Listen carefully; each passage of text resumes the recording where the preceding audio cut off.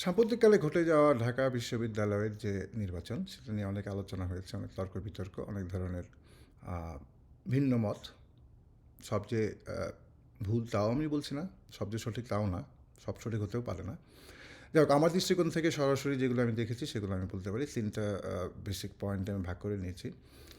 2008-এর পরে তৎকালীন ভিসি ছিলেন প্রফেসর আরিফিন।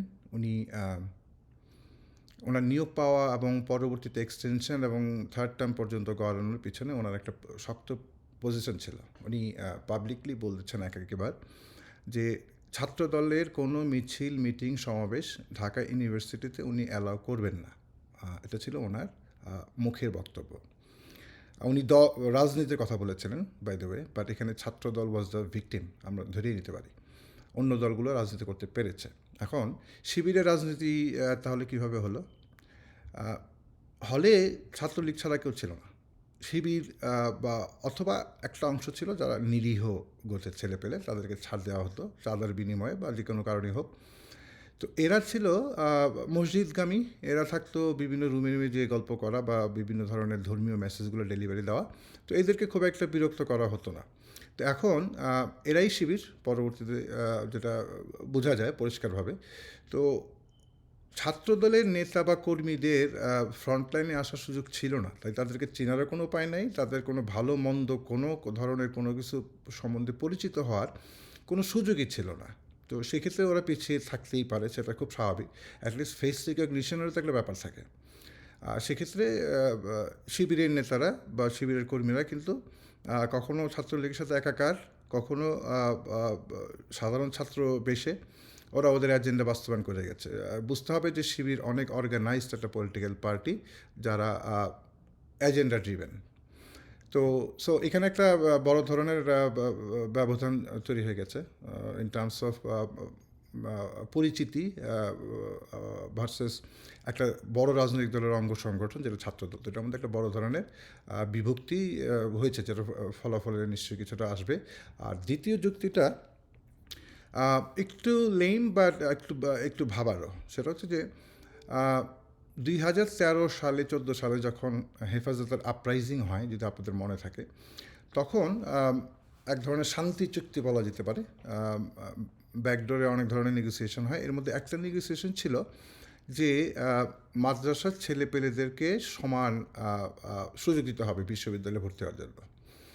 তো সেই ক্ষেত্রে দেওয়া হলো হয়তো 15 থেকে সেটা ইফেক্টিভ হয়েছে, আমার এক্স্যাক্টলি মনে নেই, মাফ করবেন ভুল হলে টাইম লাইনটা। বাট তখন থেকে যেটা হয় যে ওদের যে এইচএসসি সমমানের যে পরীক্ষাটা, সেটা দিয়ে ওরা ঢাকা ইউনিভার্সিটিতে ভর্তি হতে পারতো। এখানে একটা জিনিস বোঝার আছে, এইচএসসিতে কিন্তু বাংলাদেশে নাম্বারটা একটু কড়াকড়ি, এসএসসিটা লুজ বা এইচএসসিতে একটু কড়াকড়ি করে, একটু কারণ ওখানে ওই এমসিকিউ বোধহয় কম বা নেই বললে চলে। মাদ্রাসার স্টুডেন্টদের অ্যাভারেজ নাম্বার যদি আপনারা একটু ঘাটাঘাটি করেন, তাহলে দেখবেন যে 90%, 95% মোটামুটি সব বিষয়ই পায় ওরা। সেক্ষেত্রে বাংলা, ইংলিশ ইত্যাদি বিষয়ে এইচএসসিতে ওই ধরনের স্কোর করার কোনো সম্ভাবনা থাকে না। আচ্ছা, ভর্তি পরীক্ষার সময় তার একটা বিশাল পার্সেন্টেজ অ্যাড হয় ভর্তি পরীক্ষার টোটাল নাম্বারের সাথে। সেটা সম্ভবত 25%, ভুল হতে পারে, কিন্তু 20%-এর নিচে নয়। সেটা আমাদের সময় আমরা দিয়েছি, আমাদের মনে আছে, সেটা পরিবর্তন হয়নি। 20 বা 25 এক্স্যাক্টলি নাম্বারটা মনে নেই। আচ্ছা, এখন যেখানে আপনার 8 থেকে 10 লক্ষ ছেলে পেলে ভর্তি পরীক্ষা দেয়, সেখানে 0.001 পয়েন্টের একটা বিশাল ভূমিকা থাকে। এটা বোঝার জন্য ম্যাথমেটিশিয়ান হওয়ার কোনো দরকার নেই। তো সেই সুযোগে বর্তমানে ঢাকা ইউনিভার্সিটির মাদ্রাসা থেকে আসা ছাত্র সংখ্যা 25 থেকে 30%, ডিরেক্টলি 25 থেকে 30%। এটা মোটামুটি তথ্যভিত্তিক কথা। আচ্ছা, এখন এটা বুঝেন, মাদ্রাসা ভিত্তিক ছাত্ররা যে সব শিবির হবে তা না, বাট খুব অবভিয়াস রিজনে ওরা শিবির ঘেঁষা হবে, এই ব্যাপারে কোনো সন্দেহ নেই। তো এখানে 30%-এর একটা বিগ বাকেট কিন্তু তৈরি হয়ে গেল। আচ্ছা, তৃতীয়টা যেটা আমার মনে হয়েছে সেটা হচ্ছে যে এই যে ছেলেপেলেরা স্টুডেন্ট, এখন তাদের হয়তো সর্বোচ্চ 5 বছর অথবা সর্বনিম্ন 1 বছর, এরাই তো স্টুডেন্ট এখন। With the exception of some few leaders definitely. তো সেক্ষেত্রে কি দেখা যায়, গত 5 বছরের বড় একটা অংশ ছিল আওয়ামী লীগের সরকারি দলের অঙ্গ সংগঠন দ্বারা চলিত ঢাকা বিশ্ববিদ্যালয়। তাদের একটা তিক্ত অভিজ্ঞতা আছে। তো বিরোধী পক্ষ এটাকে হাইলাইট করেছে, যদি সরকারি দলের অঙ্গ সংগঠন একটা বিশ্ববিদ্যালয় নেতৃত্বে আসে তাহলে দেখো এটা হয়, হলে সিট পাওয়া যায় না, খাওয়ার মান ভালো থাকে না, ছাত্রদের কোনো দাবি আদায় হয় না, ছাত্রদের স্বাস্থ্য বা বিভিন্ন ধরনের সুযোগ সুবিধা আদায় হয় না, বাক স্বাধীনতা থাকে না, গণরুম টাইপের একটা টর্চার চেম্বার তৈরি করা হয়, ইত্যাদি জিনিসগুলো একটা ভয় খুব স্বাভাবিকভাবে আমি হলে আপনি হলেও করতেন। তো সেটা একটা ইম্প্যাক্ট করেছে।